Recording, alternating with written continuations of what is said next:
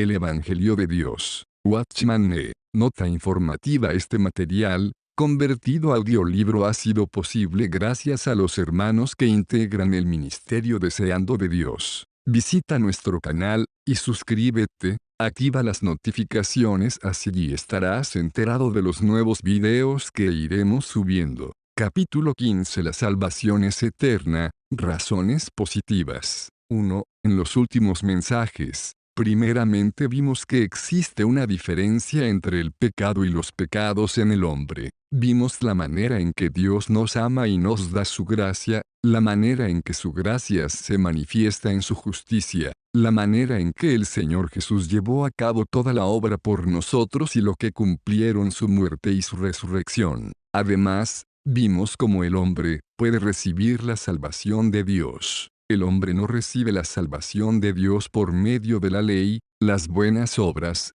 la confesión, la oración y por medio de ninguna otra cosa. En el último mensaje vimos la manera de creer y lo que es la fe. En este mensaje continuaremos con nuestro estudio. La Biblia nos muestra que la duración de la salvación de Dios es eterna, no es temporal. En otras palabras, la salvación de Dios es dada al hombre eternamente, en vez de temporalmente. Una vez que un cristiano es salvo, no existe la posibilidad de que perezca. No digo que no haya castigo para un cristiano una vez que es salvo. Tampoco estoy diciendo que no habrá juicio o pérdida de la recompensa si un cristiano no es fiel en la obra del Señor después de ser salvo. Un cristiano puede recibir la disciplina del Señor en esta era y también puede ser castigado en el milenio. No estoy diciendo que un pecador será disciplinado. Lo que digo es que un creyente cuya obra no es aprobada por el Señor perderá su recompensa en el momento del tribunal de Cristo.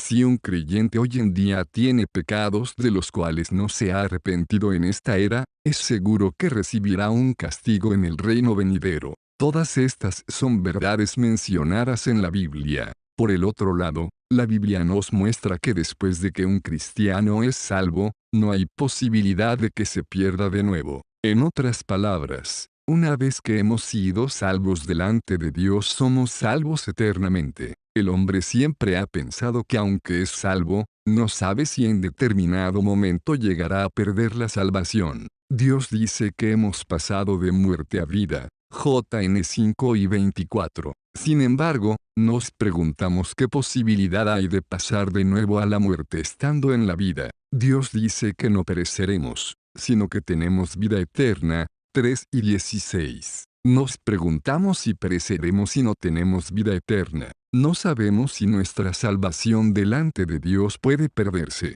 Sin embargo, después de leer cuidadosamente la palabra de Dios, vemos que una vez que una persona es salva, es eternamente salva. Queremos considerar este asunto desde dos lados. Primero, queremos considerarlo desde el lado positivo. Más adelante, lo consideraremos desde el lado negativo. En este mensaje, queremos ver en la Biblia cómo es que la salvación de Dios es eterna. Si la salvación de Dios se pudiera perder, ¿qué sucedería con el hombre? Después consideraremos este asunto desde el punto de vista negativo. Analizaremos versículo por versículo todas las porciones de la Escritura que aparentemente hablan de que la salvación no es eterna y de que se puede perderla. Veremos si la salvación que hemos obtenido de Dios puede perderse o no. En este mensaje consideraremos lo que se menciona en el aspecto positivo. Debemos ver claramente si la Biblia dice o no que podemos perder la salvación que hemos recibido.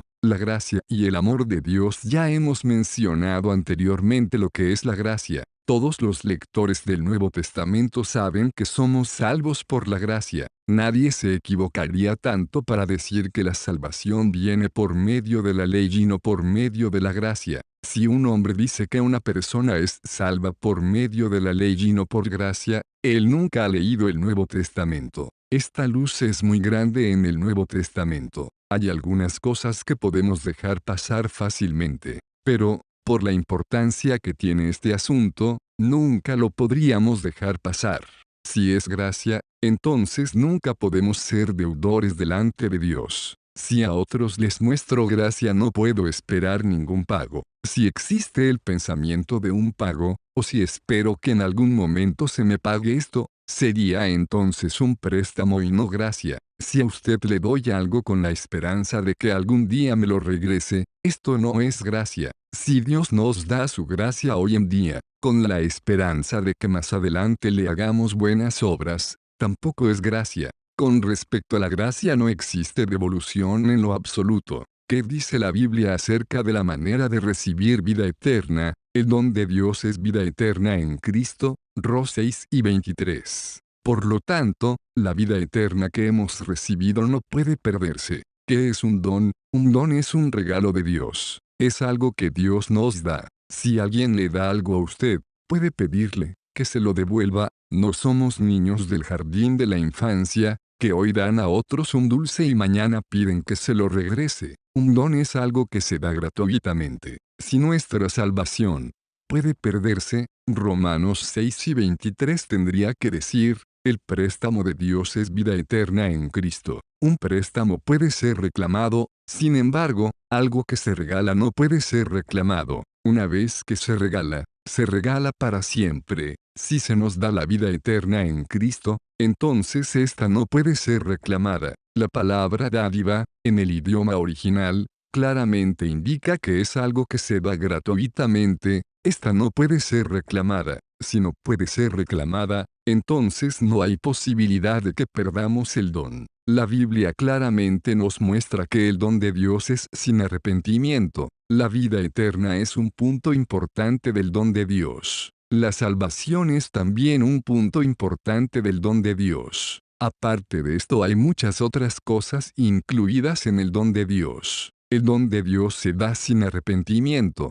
Si no hay arrepentimiento, ¿cómo puede Dios reclamarlo? Para reclamarlo primero debe haber arrepentimiento. Sin ningún arrepentimiento, nunca puede haber ningún reclamo. Al mismo tiempo, si hay alguna reclamación, deja de ser un don. Con respecto a la dádiva, no existe la reclamación. Puedo decir que doy algo a alguien y luego mañana le pido que me lo devuelva. No puedo hacer eso. Si se da algo, entonces no puede reclamarse. Dios no es como nosotros, quienes nos tambaleamos y cambiamos frecuentemente. Él no es de una manera hoy y de otra mañana. Una vez que Dios nos dé algo, Él nunca nos pedirá que lo devolvamos. Por lo tanto, con respecto al carácter de Dios, puesto que la salvación se nos da como un don y no como un préstamo, tenemos que admitir que esta es eterna. Damos gracias al Señor y le alabamos porque Dios nunca toma prestado ni nunca presta. Él nunca espera que se le pague, Él simplemente da. Dios es grandioso. No solamente nunca toma prestado o presta, Él tampoco vende. Dios nos salvó por gracia. Dios es tan grande que Él no puede vender, tomar prestado o prestar nada. Él es tan grande que Él simplemente puede dar. Así que, vemos que el don de Dios es vida eterna. Porque Dios tiene que darnos vida eterna, porque Él tiene que darnos el don en su Hijo. La mayoría de los cristianos probablemente ha leído Juan 3 y 16, que dice, porque de tal manera amó Dios al mundo, que ha dado a su Hijo unigénito, para que todo aquel que en Él cree, no perezca, mas tenga vida eterna. Porque Dios dio a su Hijo al mundo, es porque nos ama. Porque Dios nos dio vida eterna, también es porque nos ama. Si cuando aún éramos pecadores, Dios nos amó a tal grado que nos dio la vida de su Hijo, es posible que después de haber llegado a ser cristianos y nos encontramos debilitados y privados de la gloria de Dios, Él nos rechace. Si el Hijo de Dios pudo morir por nosotros en la cruz mientras todavía éramos pecadores, ¿puede Él rechazar amarnos hoy en día después de que hemos creído en Él simplemente porque estemos un poco débiles? Si el amor de Dios no puede cambiar, entonces tampoco existe la posibilidad de que su gracia cambie. Anteriormente, Él estuvo dispuesto a dar a su Hijo unigénito para que muriera por nuestros pecados y también tuvo un amor tan grande por nosotros. ¿Significa esto que desde que Él mostró tal amor por nosotros, Él ha cambiado completamente? ¿Significa esto que ahora que hemos llegado a ser cristianos, Él ha decidido arrojarnos al infierno y no amarnos más? Desde el punto de vista humano, si Él previamente nos amó tanto, que murió en la cruz por nosotros, ¿cómo puede Él cambiar así hoy en día? ¿Cómo podemos dejar de ser salvos? Esto es imposible. Esto no solo es imposible según la lógica humana, sino que la palabra de Dios también dice lo mismo. Juan 13, 1 dice, Jesús, habiendo amado a los suyos que estaban en el mundo, los amó hasta el fin. Así que, no existe variación en el amor con que Dios ama al hombre. Así como su corazón estaba lleno de amor por nosotros cuando fue a la cruz, de la misma manera, Dios todavía nos ama hoy en día. Su amor no ha cambiado, su gracia tampoco ha cambiado. Si nosotros pensamos que existe la posibilidad de que la salvación y la vida eterna se pierdan, entonces tenemos que llegar a la conclusión de que existe la posibilidad de que el amor de Dios cambie. Sin embargo, esto es imposible. Si la fuente no cambia, entonces el fluir nunca cambiará. Si la vida no cambia, entonces el fruto producido no puede cambiar. Debemos conocer el corazón de Dios. Debemos comprender que Dios no puede pedir que se le devuelva a su Hijo. Romanos 8 y 22 indica que puesto que Dios nos dio gratuitamente su Hijo, no puede reclamarlo. ¿Qué piensa usted que es más grande, el Hijo de Dios o nuestra salvación? ¿Tiene más valor el Hijo de Dios o tiene más la vida que hemos recibido? Debido a que somos carnales, pensamos que el Salvador no es tan importante. Mientras tengamos vida, todo está bien. No estemos tan preocupados con respecto al Salvador. Sin embargo, a los ojos de Dios, el Salvador tiene más valor. Él es más precioso que nuestra vida. El Hijo de Dios es más precioso que la vida que hemos recibido. Por lo tanto, Romanos 8 y 32 nos dice que y Dios no escatimó ni a su propio Hijo, sino que lo entregó por todos nosotros, ¿cómo no nos dará gratuitamente también con Él todas las cosas? Si Dios está dispuesto a dar a su propio Hijo por nuestros pecados y si Él está dispuesto a darnos a su Hijo gratuitamente, ¿consideraría Él quitarnos la vida eterna después de cierta consideración? Supongamos que un hermano me debe $10,000 y no puede pagar esa cantidad. Si soy un hombre rico, tal vez le diga, usted no puede pagar su deuda. Sin embargo, tengo gracia, aquí están $10,000. Tómelos para que pague su deuda. Después de esto, tenemos que tomar un tranvía para ir al muelle. El boleto del tranvía cuesta 8 centavos por persona, sin embargo, él solamente tiene 7 centavos. Quizá él me diga, comillas, ¿puede usted darme el centavo que me falta? Yo no solo tengo muchos más centavos, sino también cheques y dinero en efectivo. Sin embargo, le pido que me regrese el dinero y le digo que él debe pagar primero el centavo. ¿No le extrañaría si yo hiciera esto? Ayer, le di $10,000. Ahora no le dejo ir por un centavo. ¿Qué es esto? Usted tal vez diría que tengo fiebre y que estoy enfermo. Porque no me preocupo por los $10,000 y sin embargo, estoy preocupado por un centavo? Si Dios nos ha dado a su Hijo unigénito mediante su gran amor, argumentará con nosotros acerca de la salvación que hemos recibido. Debemos recordar que la diferencia entre un centavo y $10,000 es mucho menos que la diferencia entre la vida y el Salvador, entre la vida y el Señor de la vida, y entre la salvación que hemos recibido y el Hijo unigénito de Dios. Puesto que Dios nos ha dado a su Hijo unigénito, ¿cómo puede pedir que se le devuelva la salvación? El hecho de que el hombre tenga tal pensamiento no solamente es ignorancia y falta de entendimiento acerca de la gracia y el amor de Dios, sino una completa locura. Solamente los que no están claros o que están dementes dirían tal cosa. Gracias a Dios que Él nos ha dado a su Hijo, Él no lo reclamará. Además de su Hijo, Él nos ha dado muchas otras cosas, tales como la vida eterna y la salvación. Dios nos ha dado a su Hijo y también nos ha dado la vida eterna. Si Él no puede reclamar a su Hijo, entonces tampoco puede reclamar la vida eterna que hemos recibido. Así que, según la gracia de Dios, es imposible perder la salvación y la vida que hemos recibido. Esta es la palabra clara de Dios dada a nosotros. Dios nos salva con un plan. En segundo lugar, ¿fue nuestra salvación un accidente o una acción deliberada por parte de Dios? Es la salvación de Dios, como los 2 centavos que un hombre da a un mendigo, cuando cruza con este en la calle o Dios a propósito trata de hallar un hombre a quien él puede darle dinero. ¿Es la salvación de Dios un accidente o concuerda con un plan definido? Los que no entienden la salvación,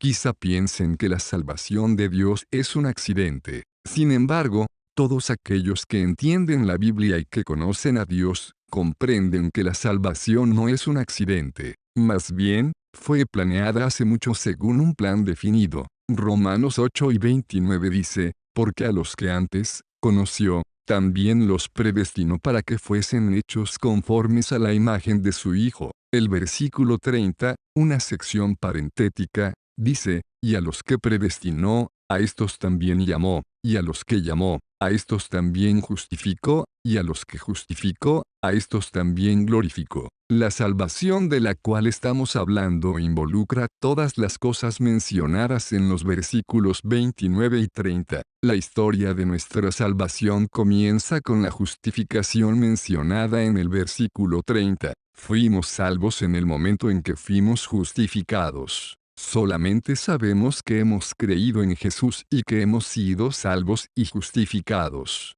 Pensamos que la justificación es nuestro primer encuentro con Dios. Pensamos que la primera vez que tocamos a Dios en nuestra vida fue cuando fuimos justificados. Sin embargo, la Biblia dice que Dios nos tocó hace mucho tiempo. Él nos conoció hace mucho. Nuestra justificación viene después. Dios nos conoció primero. Algunos han dicho que Romanos 8 y 29-30 es la única cadena mencionada en toda la Biblia. Es una cadena de diferentes eslabones unidos. Es una cadena muy preciosa y completa. El primer eslabón de esta cadena es la presciencia de Dios con respecto al hombre. El segundo eslabón es la predestinación para ser conformado a la imagen de su Hijo. El tercer eslabón es el llamamiento de aquellos que han sido predestinados. El cuarto eslabón es la justificación de aquellos que han sido llamados. El quinto eslabón es la glorificación de aquellos que han sido justificados.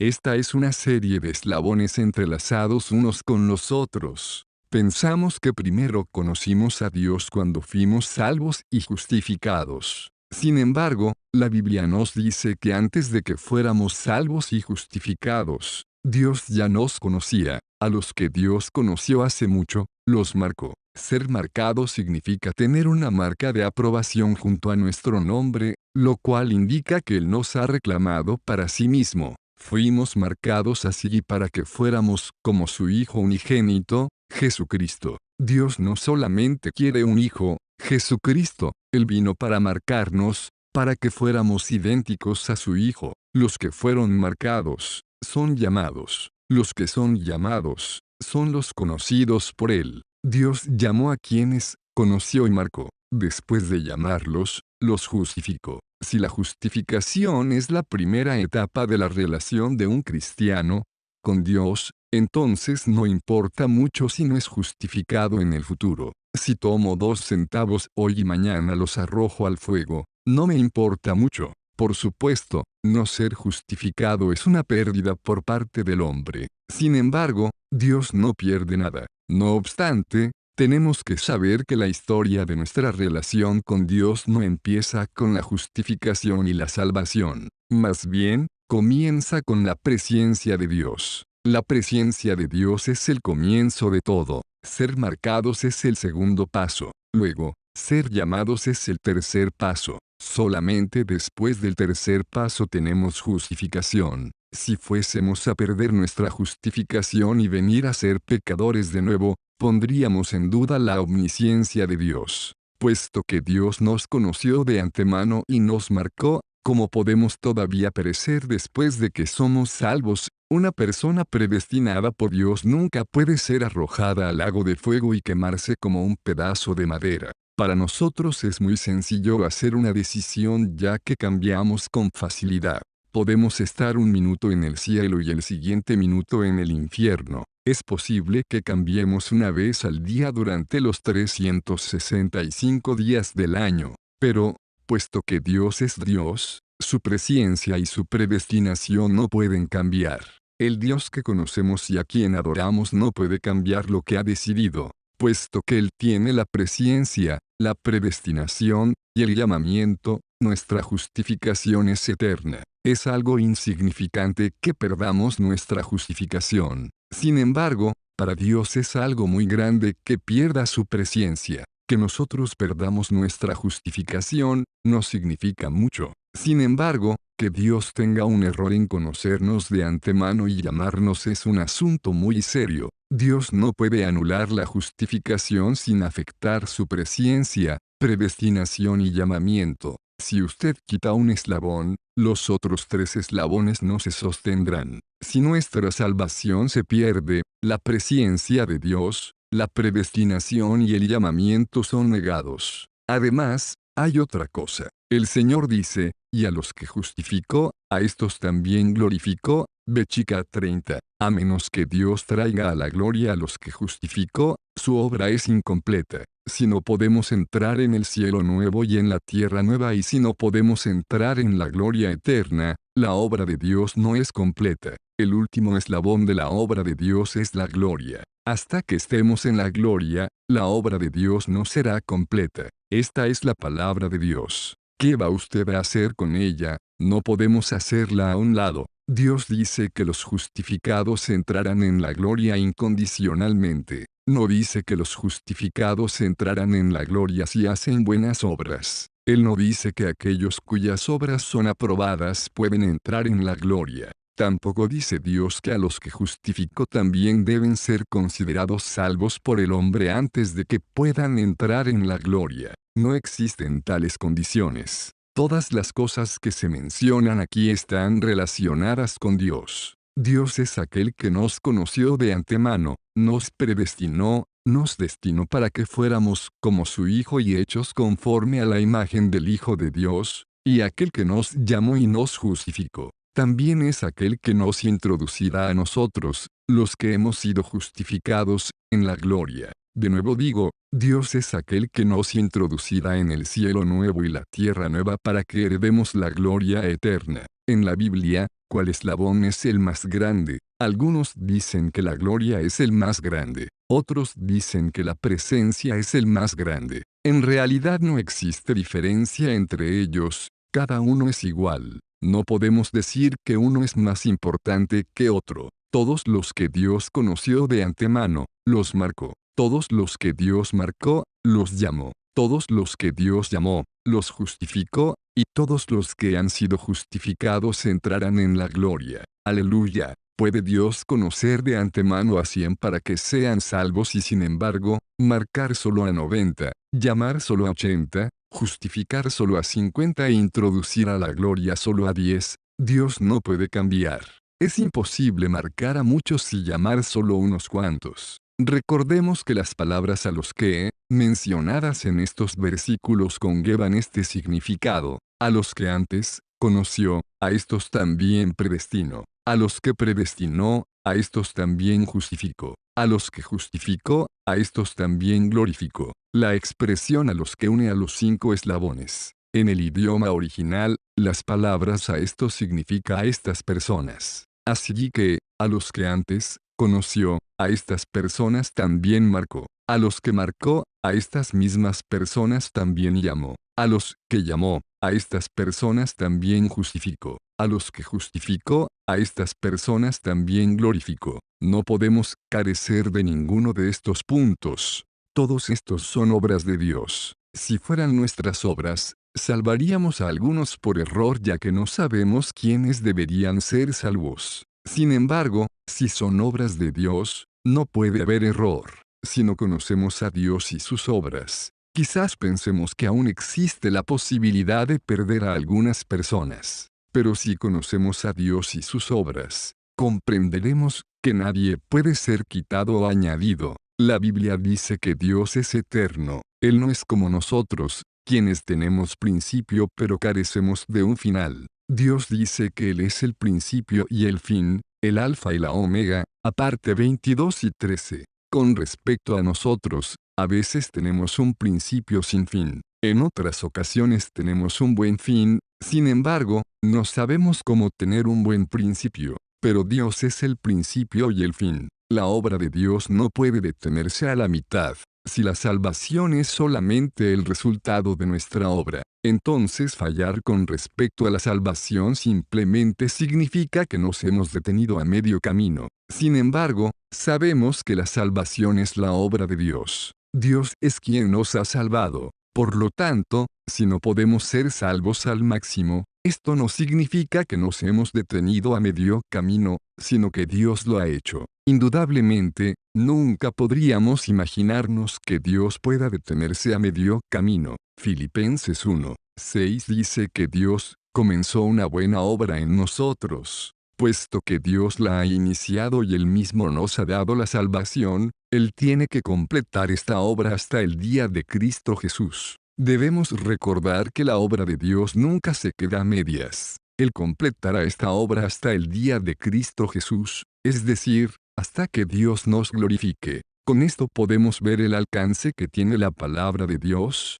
cuán amplia es, cuánto dura y cuán profundas son sus raíces. El versículo 6 dice, confiando en esto, que el que comenzó en vosotros una buena obra, la perfeccionará hasta el día de Cristo Jesús. Si Dios inicia algo, tiene que terminarlo. Si Dios no estuviera dispuesto a salvarnos, allí terminaría todo. Sin embargo, si el deseo de Dios es salvarnos, no habrá manera de que no seamos salvos. Por lo tanto podemos decir, Dios, te agradecemos y te alabamos, ya que nuestra salvación es eternamente segura. Si de nosotros depende seguirla, fallaremos. La obra de seguirla es llevada a cabo por Él. La obra de preservación también es llevada a cabo por Él. Nosotros nunca podemos seguir lo que Él ha iniciado. Cuando estuve en la escuela, tenía que practicar caligrafía china. En muchas ocasiones no lo hacía por perezoso, así que les pedía a algunos de mis compañeros que eran buenos para esto,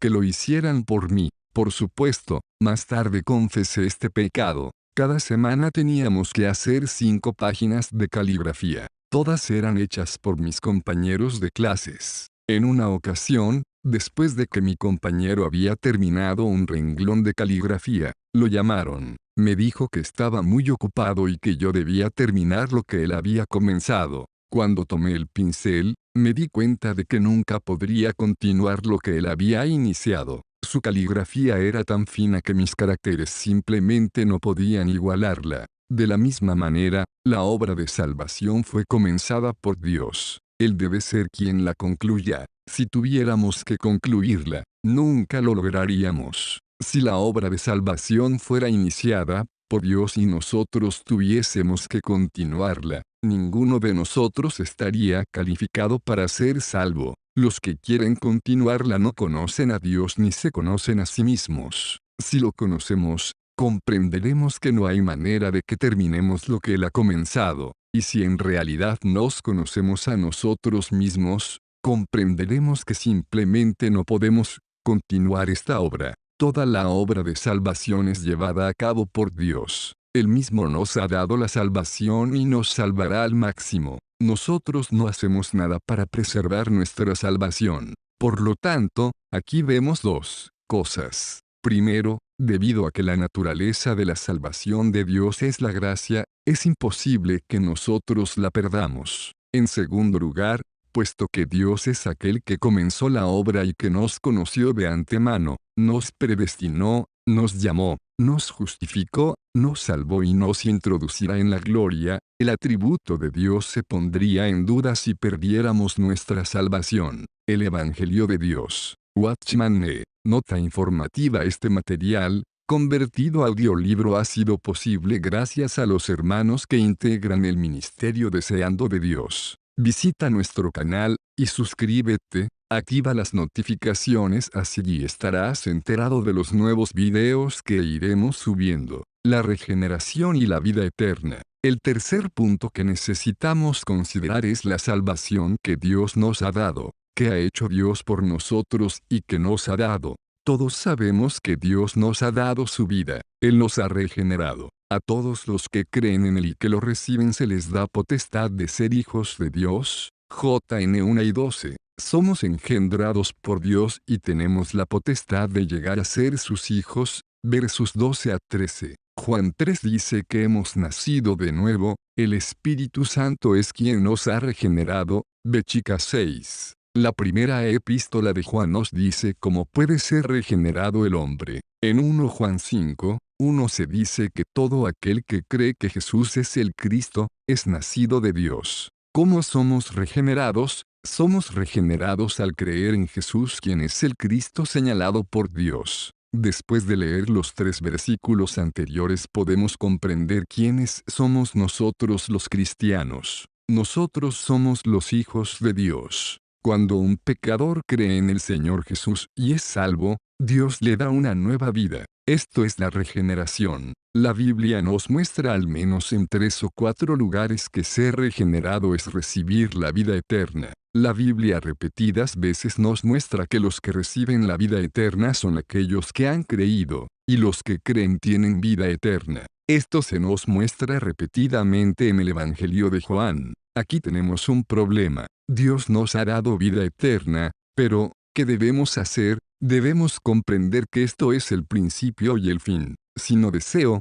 tener ninguna relación con alguien, debo enfocar este problema de una manera u otra. Puesto que la relación humana es bilateral, siempre tiene 2 lados. Por lo tanto, evitar tener una relación también comprende 2 lados. En primer lugar, no debe haber un comienzo. Si no hay un comienzo, ni siquiera habrá una relación. En segundo lugar, si la relación termina y muere, en tal caso ya no habrá una relación. Por ejemplo, supongamos que soy un hijo muy malo, un pródigo. Hay 2 maneras en que mi padre puede evitar una relación conmigo. En primer lugar, no haberme engendrado nunca. Si no existiera un comienzo, no habría relación entre él y yo. Pero, si ya hubo un comienzo, entonces él ya no puede usar la primer manera. En tal caso, él solo puede esperar cada día hasta que yo muera. Cuando yo muera, mi relación con él se terminará.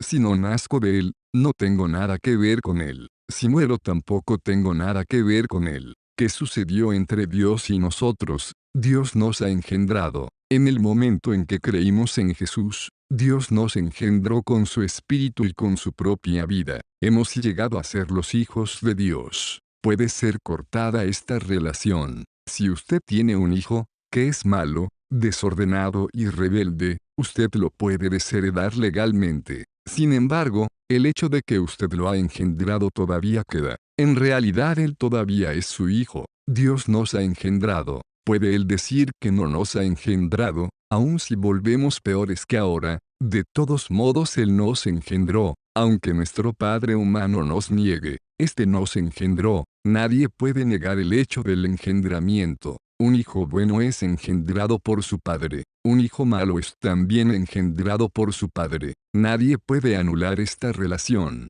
Por lo tanto, cuando Dios nos justificó, no lo hizo como si nos lo hubiera dado algo y luego nos despidiera. Él dijo que nos ha engendrado. Dios está en el Espíritu y nosotros también estamos en el Espíritu. Dios y nosotros tenemos una relación familiar. Él es nuestro Padre y nosotros somos sus hijos. Esto es lo que Dios mismo ha dicho. Él nos ha dado potestad de llegar a ser hijos de Dios. Él nos ha dado vida eterna. Somos hijos de Dios por potestad.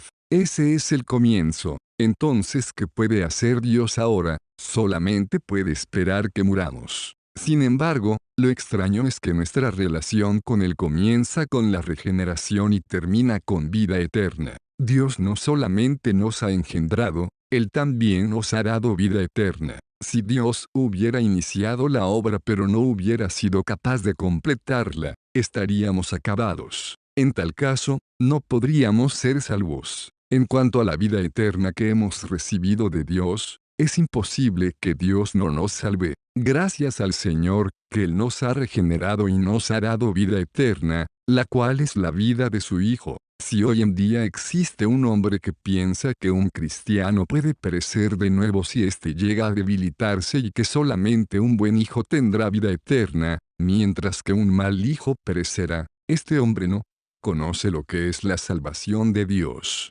Quizá piense que el Señor es un cobrador, que viene a cobrar la vida eterna y la redención. Si hacemos bien, las podemos conservar. Si no hacemos bien, Él las recogerá. Esta no es la salvación de Dios. El comienzo tiene que ser de Él. La continuación también tiene que ser de Él. Ya que Dios nos ha dado la salvación, ¿cómo podemos perderla de nuevo? Puesto que Dios ha iniciado esta relación, y la vida que recibimos es una vida eterna que nunca puede dejar de existir, nunca podemos perecer de nuevo. Dios nos dio otro tipo en la Biblia para mostrarnos que nunca podemos perder nuestra salvación una vez que la hayamos recibido de Dios. Génesis 3 es un pasaje que nos es muy familiar. Nos dice cómo Adán cometió pecado. Después de que Adán comió del fruto del árbol del conocimiento del bien y del mal, Dios lo echó fuera del huerto de Edén y guardó el camino al árbol de la vida con querubines y con una espada encendida que se revolvía por todos lados. Bechica 24. Porque Dios tuvo que guardar la entrada al árbol de la vida con la espada encendida y los querubines, porque no permitió que Adán comiera del fruto del árbol de la vida. Génesis 3 y 22 dice, y dijo Jehová Dios, he aquí el hombre es como uno de nosotros, sabiendo el bien y el mal, ahora, pues, que no alargue su mano, y tome también del árbol de la vida, y coma, y viva para siempre. Aquí vemos un cuadro. Todos sabemos que el fruto del árbol del conocimiento del bien y del mal representa la independencia con respecto a Dios. El fruto del árbol de la vida, por otro lado, representa la vida, es decir, la vida dada a nosotros por el Hijo de Dios. Después de que Adán pecó, Dios tuvo miedo de que Adán comiera del fruto del árbol de la vida, ya que si lo comía, él viviría para siempre. Si Adán todavía pudiera morir después de comer el fruto del árbol de la vida, entonces, ¿por qué Dios tuvo que esforzarse tanto? ¿Por qué tuvo que guardar el camino al árbol de la vida con los querubines y con la espada encendida? Dios hizo esto porque tenía miedo de que Adán viviera para siempre si lo comía. Nosotros somos los redimidos. Lo que hemos comido no es el fruto del árbol de la vida, el cual solamente es un tipo. Hemos comido la vida misma. Todavía podemos morir. Si Adán no podía morir después de haber comido un fruto simbólico, ¿cómo podemos nosotros morir ya, que hemos sido lavados por la sangre del Señor Jesús, ya que hemos comido del árbol de la vida misma y recibido la vida eterna? Adán recibió el árbol de la vida como un tipo, mientras que nosotros hemos recibido lo que el árbol de la vida tipifica. ¿Cómo es posible que podamos morir? Solamente aquellos que no saben lo que es la regeneración y lo que es la vida eterna dicen que se puede perder la salvación. Gracias al Señor, que la vida eterna es un hecho que nunca puede ser anulado. Es una historia que nunca puede ser borrada. Es por esto que podemos vivir delante de Dios. Que gracia Dios nos ha concedido. La relación entre Dios y nosotros es tal que enfáticamente podemos decir que ningún poder sobre la tierra puede separarnos de Él. Aun si Dios no estuviera complacido con esto, Él no podría anular esta relación. Nosotros somos los miembros de Cristo. Veamos ahora el cuarto punto. Cuando fuimos salvos, Dios no solamente nos regeneró y nos dio vida eterna, sino que nos hizo un espíritu con el Señor. En 1 Corintios se nos dice que no solamente hemos llegado a ser un espíritu con Cristo, sino que hemos llegado a ser miembros de su cuerpo. 12 y 27. En 1 Corintios 6 y 15 también dice lo mismo. Esto es, que nuestros cuerpos son los miembros de Cristo. Por consiguiente, cuando un incrédulo es salvo, no solamente recibe de Dios la regeneración y la vida eterna, sino que también es unido al cuerpo de Cristo para ser un miembro del cuerpo de Cristo. La Biblia dice que somos el cuerpo de Cristo. Si Dios nos salva uno por uno en Cristo, y si Cristo murió por nosotros, lavó nuestros pecados, nos dio vida eterna e hizo que tuviéramos una relación de vida con Él, para llegar a ser sus miembros, ¿cuál es nuestro fin? La salvación incluye ser un miembro del cuerpo de Cristo. Si fuésemos a perecer, ¿cuál sería el fin? El fin sería que el cuerpo de Cristo sería mutilado. A este cuerpo le faltaría un oído o parte de la nariz. Le faltaría un dedo de las manos o del pie. El cuerpo de Cristo es una verdad bien definida en la Biblia, es algo concreto. Si hemos llegado a ser un cuerpo con Cristo después de haber sido salvos, La pérdida de una sola persona significaría que se habría perdido una parte del cuerpo de Cristo, y el cuerpo de Cristo estaría mutilado. Una vez una mujer negra que era esclava estaba trabajando en la casa de una familia blanca. La señora de la casa era una cristiana nominal, y la mujer negra era una creyente genuina. Durante todo el día la esclava cantaba alegremente. La señora se molestó tanto por el regocijo de la esclava que no pudo contenerse de preguntarle la razón por la cual estaba tan feliz. La mujer le dijo, ¿No sabe usted que Dios ha enviado a su Hijo, Jesucristo, para lavarnos de nuestros pecados? ¿No sabe usted que estaremos con Dios en el futuro? ¿Por qué? Entonces, ¿no debo estar gozosa? La señora le preguntó, ¿cómo sabes que estarás con Dios en el futuro? ¿Qué sucede si te pierdes? La esclava le dijo, el Señor Jesús nos dijo que el Padre mayor que todos es. Estoy en manos de mi Padre. Estas manos me sostienen y me guardan. ¿Cómo puedo perderme? La señora pensó por un momento y luego dijo, eres una insensata. Si Dios es mayor que todo, ¿cuán largas serían sus manos? Si las cosas pueden resbalarse por tus dedos, entonces también las cosas pueden resbalarse a través de los suyos. Puesto que sus manos son tan grandes, el espacio entre sus dedos también debe ser muy amplio. Si tú te resbalas a través de sus dedos, él ni siquiera lo notaría. Tú insistes que sus manos te protegerán. Sin embargo, Dios es tan grande, y tú eres tan pequeña. No existe comparación entre tú y Dios. Si tú te caes de su mano, él no lo notará. La mujer contestó, Señora, usted no me entiende.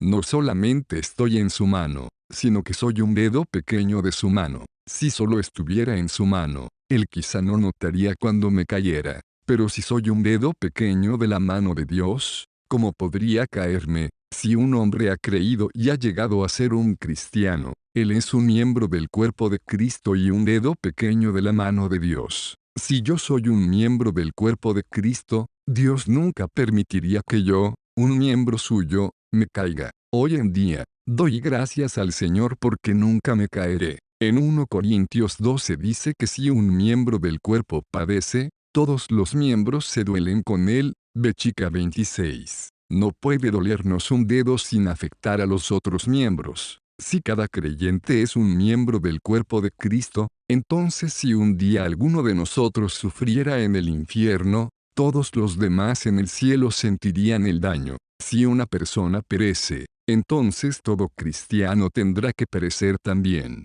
Esta es la unidad del cuerpo de Cristo. No solo 1 Corintios nos dice que somos miembros del cuerpo de Cristo, sino que también lo dicen otros libros del Nuevo Testamento. El libro de Efesios habla acerca del proceso por el cual pasa el cuerpo de Cristo. También nos dice que somos miembros de Cristo, pero en una manera diferente. En 1 Corintios se habla acerca de la relación y la esfera de los miembros. Efesios habla acerca del futuro de los miembros. Efesios 5 y 29-30 dice claramente, porque nadie aborreció jamás a su propia carne, sino que la sustenta y la cuida con ternura, como también Cristo a la iglesia, porque somos miembros de su cuerpo. Somos los miembros del cuerpo de Cristo. Leamos los versículos anteriores. Los versículos del 25 al 27 dicen, maridos, amad a vuestras mujeres, así como Cristo amó a la iglesia, y se entregó a sí mismo por ella,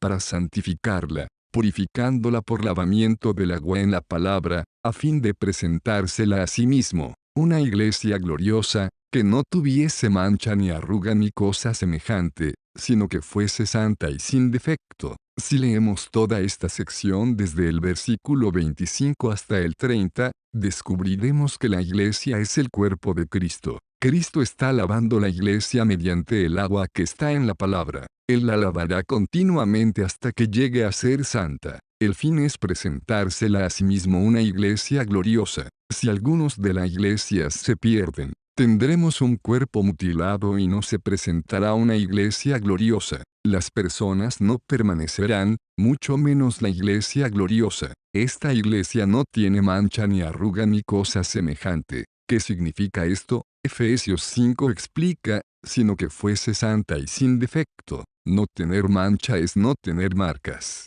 Si existe la posibilidad de que los miembros de Cristo perezcan, entonces no solamente habrá manchas, sino también partes mutiladas. Sin embargo, la Biblia dice que este cuerpo no solamente no tiene miembros mutilados, sino que tampoco tiene ninguna mancha. Por lo tanto, no podemos perder nuestra salvación, puesto que Cristo tendrá una iglesia gloriosa sin mancha ni arruga, que le será presentada santa y sin mancha. Ninguno de nosotros puede perecer.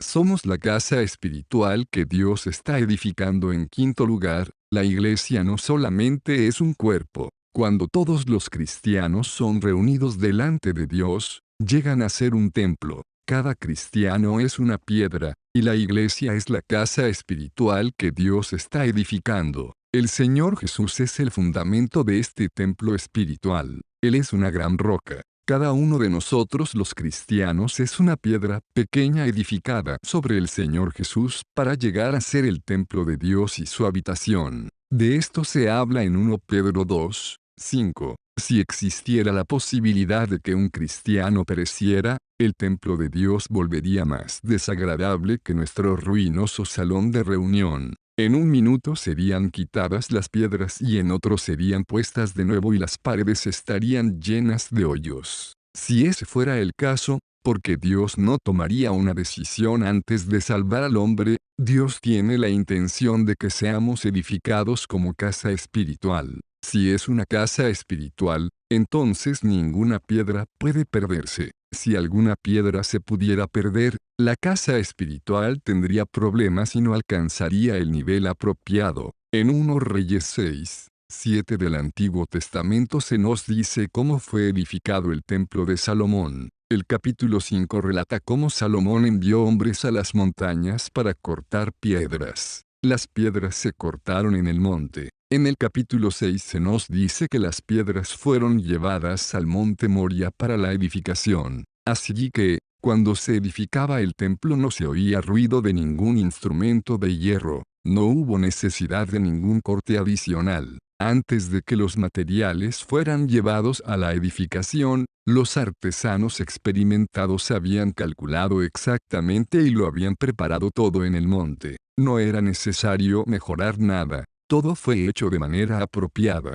Si mientras se edificaba el templo terrenal, los hombres expertos de Salomón pudieron cortar las piedras también que fueron exactas en cada lado y no hubo necesidad de mejoramiento, ¿acaso puede Dios cambiarnos las piedras vivas cada 2 o 3 días, cuando edifique el templo espiritual? ¿Acaso Dios podrá equivocarse? ¿Acaso no sabrá Dios cómo calcular? ¿Es Dios peor que el hombre? En el Antiguo Testamento, Dios dio al hombre la tarea de edificar. En el Nuevo Testamento, Él mismo edifica. ¿Acaso es la propia obra de Dios inferior a la del hombre? Si los creyentes son las piedras para la edificación de la casa espiritual, pueden perderse. Por lo tanto, si estamos en el templo de Dios, nunca podemos perdernos. Tenemos al Espíritu Santo como el sello y como las arras en sexto lugar. Hay otra cosa muy importante y maravillosa. En el momento en que cada incrédulo es salvo, no solamente recibe la vida eterna y llega a ser un miembro del cuerpo de Cristo y una piedra viva del templo, sino que también recibe al Espíritu Santo como sello. Dios ha puesto el sello del Espíritu Santo en él. Efesios 1 y 13-14 dice, en él también vosotros, habiendo oído la palabra de la verdad, el evangelio de vuestra salvación y en él habiendo creído, fuisteis sellados con el Espíritu Santo de la promesa. ¿No es esa nuestra historia? Hemos oído el evangelio de nuestra salvación y hemos creído en Cristo.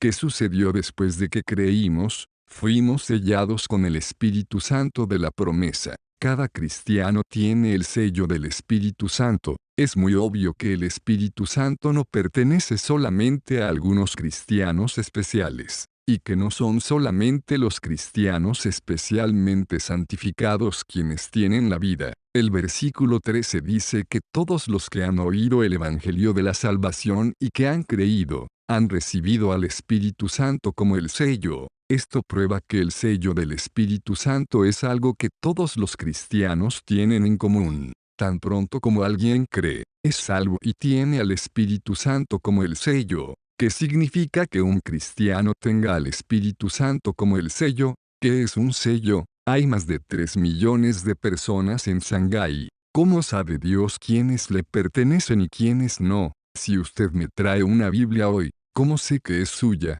Existen muchísimas Biblias, como la suya. La Sociedad Bíblica recientemente publicó un reporte diciendo que el año pasado vendió más de 11 millones de Biblias. De entre todas esas Biblias, ¿cómo sabe usted cuál es suya? Cuando usted va a casa y sella su Biblia, usted sabe que es suya. Aun si usted mezclara esta Biblia con todas las Biblias del mundo, usted podría identificarla como suya. Hoy en día, debido a que hay tantas personas en el mundo, ¿cómo sabe usted cuáles pertenecen a Dios y cuáles no? Dios ha puesto un sello en usted, el cual demuestra que usted le pertenece. Dios no lo selló a usted en su frente con un gran sello de madera. No es como el anticristo venidero, quien pondrá una marca en la frente de los hombres. Dios puso al Espíritu Santo en usted como un sello. Todos los que tienen al Espíritu Santo, pertenecen a Dios.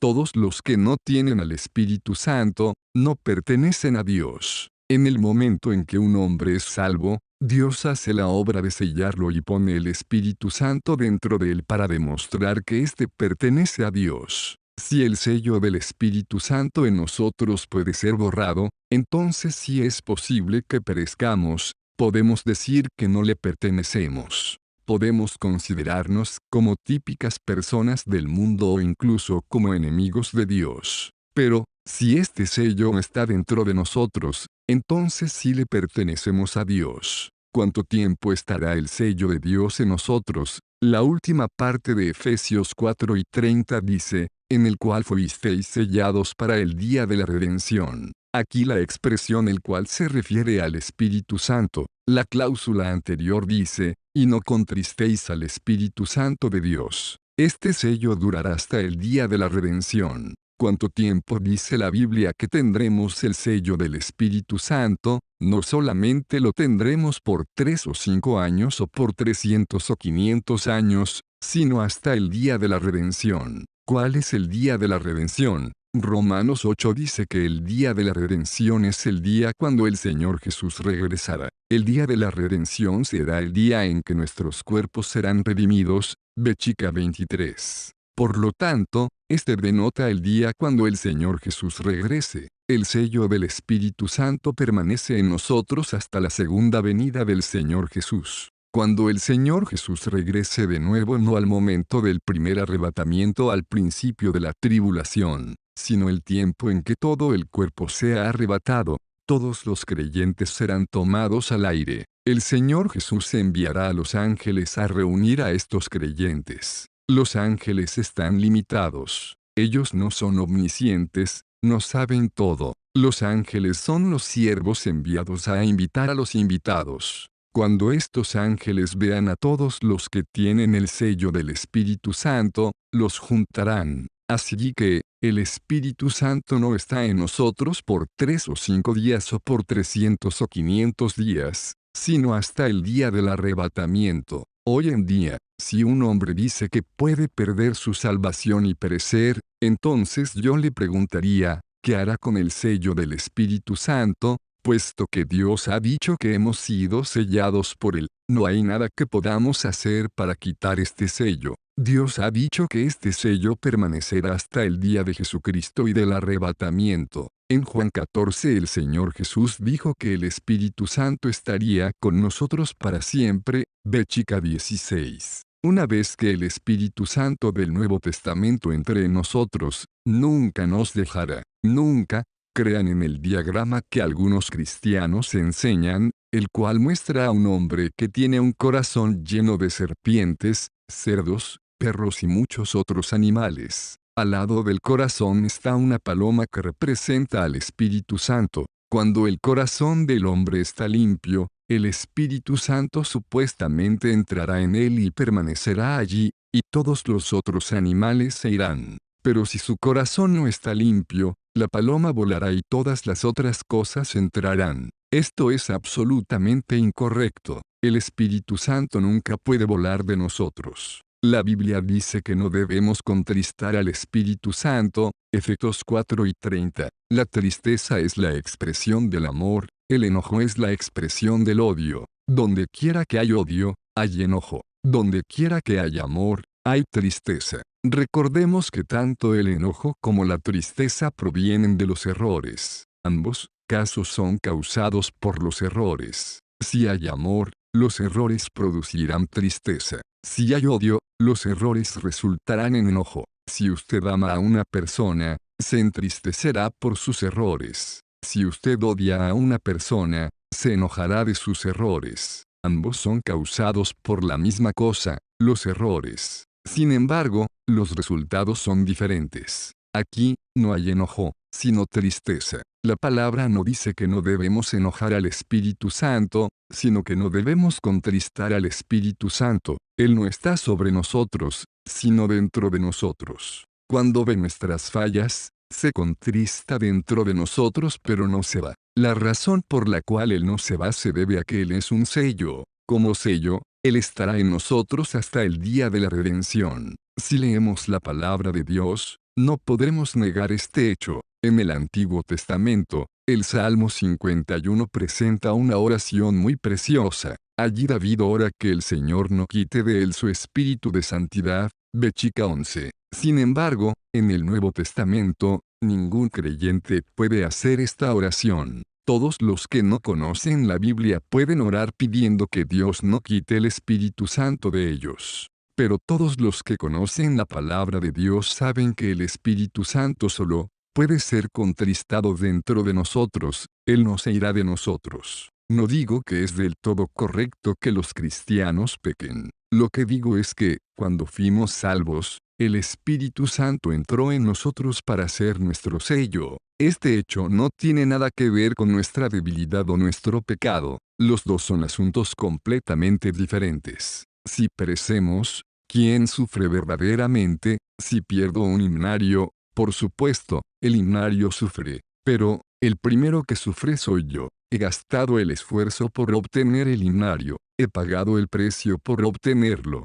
Por lo tanto, soy yo el que más sufre. Como nos ganó Dios, estábamos muertos en pecados y estábamos caídos. Fue Dios quien hizo que su Hijo muriera por nosotros y derramara su sangre, para redimirnos con un gran precio. No pensemos que si perdemos nuestra salvación, solamente somos nosotros quienes perdemos y quienes sufrimos. Recordemos que hemos sido comprados por Dios. Si perdemos nuestra salvación, Dios también perderá algo. Hemos sido comprados por su sangre. Porque Dios nos preserva por su propia causa. Si nos perdemos, quien sufre no es nosotros, sino Dios. El problema más grande hoy en día es que no creemos cuán importantes somos en las manos de Dios. Al hombre le es difícil creer que Dios lo ame, que Dios lo quiere. Siempre piensa que Dios no lo necesita. Dios ha entregado a su Hijo por nuestra causa y le ha enviado al mundo para que pasara por todos los sufrimientos por nuestra causa. Él fue crucificado en la cruz con el propósito de ganarnos. Si a Él no le importa, ¿a quién le importaría? Si no salvaguardo mi himnario, podría cuidarse a sí mismo. Efesios 1:13 dice que el Espíritu Santo está en nosotros como un sello. Después el versículo 14 nos dice que el Espíritu Santo viene para ser el sello porque somos la posesión adquirida de Dios. Por lo tanto, podemos decirle a todo el mundo que somos la posesión de Dios. No es cuestión de que nos perdamos o no, sino de que Dios nos pierda o no. No somos nosotros quienes nos guardamos. No tenemos que agotar nuestra mente pensando en este asunto. Toda la obra es de Él. Si no fuera así, porque Él envió a su Hijo unigénito a la cruz, si Él ha hecho un gran esfuerzo y pagado un gran precio para enviar a su Hijo a la cruz, Él debe hacer un gran esfuerzo y pagar un precio aún más grande para guardarnos de perdernos. Supongamos que tenemos un anillo de diamante muy precioso y muy costoso, una perla muy preciosa o una gema muy costosa.